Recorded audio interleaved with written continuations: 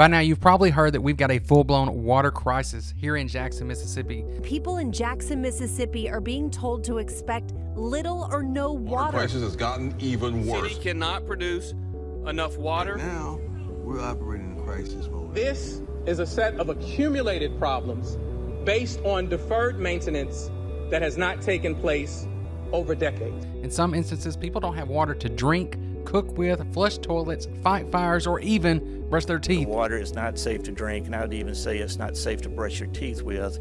Where exactly is this happening? How did we get here? And what is going to be done so that the 160,000 plus people who call Jackson home don't have to deal with these kind of problems over and over again in the future?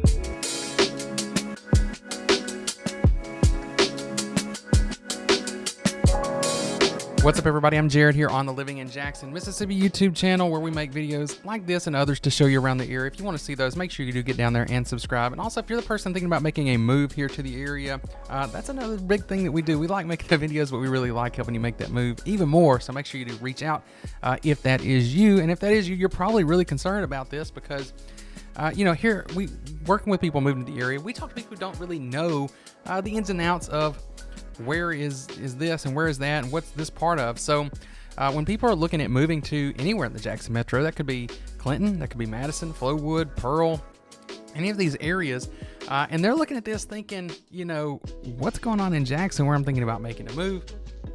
Is this something I should really do?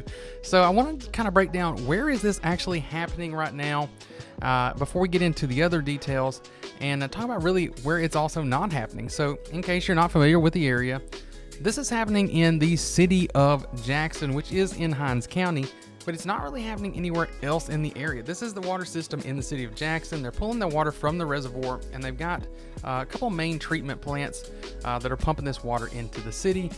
The biggest of those is the O.B. Curtis plant, which is having all the issues. It's pretty much completely shut down at this point, and it had already been kind of running on borrowed time, running on backup pumps since July when they had a boil water notice go out to the entire city. So we're over a month in on the city of Jackson with that boil water notice. But when you look at the rest of the area, with a few minor exceptions, looking down in the Byram area south of Jackson, right on the bordering Jackson, and a very, very small portion of Ridgeland, those are the parts where this is actually happening. Everywhere else, for the most part, like 99% of the city of Ridgeland, Madison, Clinton, Flowood, Pearl, Brandon, all these other suburbs that you kind of may look at, those are on completely different water systems. So this is kind of one of the good and bad things. It's good if you're looking at making a move here, you're looking at these suburbs, you really don't have to worry about this from that standpoint of it directly impacting you. But that's also one of the negative things here is, we're all part of this community together, and this is really why this is kind of getting even more negative press for the city because, or the city and the state, I should say, because this is where probably the majority of the most impoverished people living in the area live, is in the city of Jackson, and it's those areas who are getting hit the hardest. If you look at some of the more affluent areas of the city, like the Belhaven area or Eastover, they're not really getting hit as hard by this because they're getting serviced by a different treatment plant, different pump that is also old and aging, but it is able to pick up some of the slack for some of those areas closer to it. I think they said it usually pumps out 20 million. Now it's pumping out 30 million gallons of water. So there you go. That's where this is happening. It's really limited to the city of Jackson. So with that, where it's happening, I kind of want to get into how we even got here. It's really not something new. If you've been following this at all, really, you can see that this is something that's been going on for years and years and years, and you could take it back, honestly, decades. But even if we look at just the last few years, we had some EPA studies done in 2020 and 2021. I'll link the articles to these below as well, and any more that I can find that I think might be relevant to you. But you can see there, they had some basically failed inspections that happened there with the EPA back in 2020 and 2021. In 2021, that's when the EPA actually came into the city to start working with them to basically get things under control, to hopefully work things back into the right direction. Another article came out earlier this year in 2022 that said it would take $2 billion to fix the water system, and that was actually backed up recently by the mayor of Jackson. And quite possibly, quite honestly, probably more than $1 billion worth of challenges that have to go into our water distribution system. You know, I've seen previous articles throw out 100 million, 200 million, but he's come out to admit basically, yeah, it's in the billions, and kind of backing up that article from March. You know, and this isn't even the first time this has happened recently. This happened last year, back in February. The whole city was pretty much without water after a major ice storm that we had. Back around the same time, you know, a lot of states, Texas in particular, got a lot of press about their electrical grid. We were having problems with the water system in Jackson here back then, and here we are again.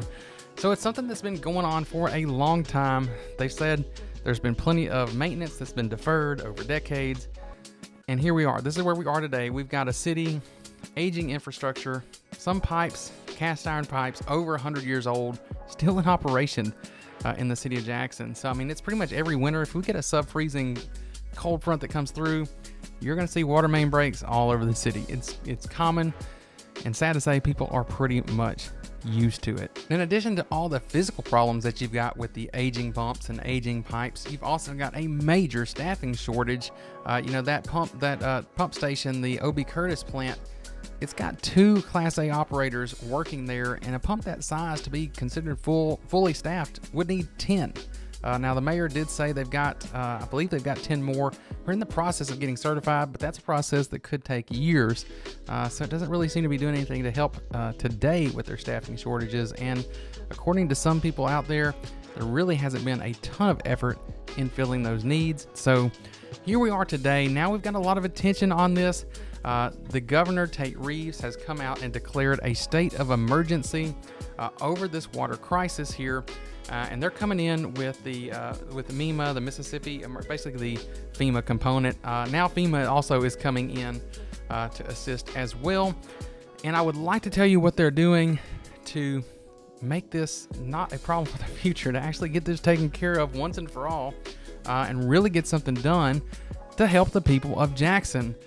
But unfortunately, with everything I've seen, and I've spent the better part of 2 days researching this and trying to see what's going on, all I can tell you is they're going to get this stabilized. They're going to come in here with emergency aid. They're handing out water. They're doing what they can to help people right now get through this immediate crisis. But as far as long-term plans to get this back to where it really needs to be so that this doesn't continue happening over and over in the city of Jackson, well, if you find it, let me know, because I cannot find it. I don't see anything here, anything planned that's going to fix the problems. You know, like I said, this is a $2 billion problem, and I've seen 50 million and 75 million thrown around. So the state's coming in to help, the federal government's coming in to help, but I think we're still looking at having the same issue. It's just a matter of time. How long will it be? 6 months?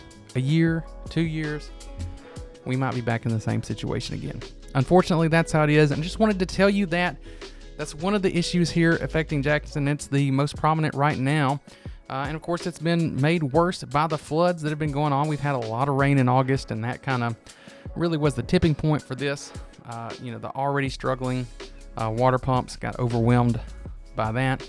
But there you go. That's the problems going on with the water system. If you want to know more, though, it's just really, that's just one thing. That's just the thing that's getting the most attention right now. So if you want to know some more of the problems in the city, make sure that you get right here. If I can move out of the way, check out this video, because that's going to tell you a little bit more about some of the other things that are going on here in Jackson.